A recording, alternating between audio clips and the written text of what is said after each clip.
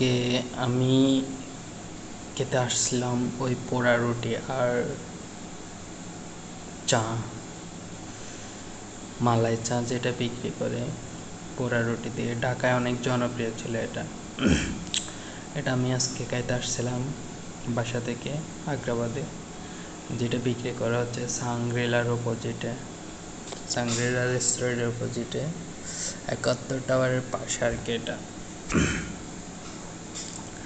তো অনেকে এটা ওনারা দোকানটা খুলে শপটা খুলে বসছে মাত্রই, অনেক কাস্টমার খাচ্ছে দেখছেন। এই পাশেও আছে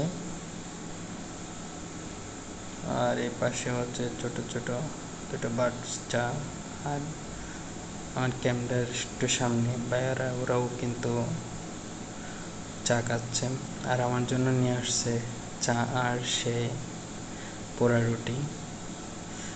খুব টেস্টি মনে হচ্ছে আমার থেকে, আমি একটু চায়ে পরে এরপরে চাটা খাচ্ছিলাম।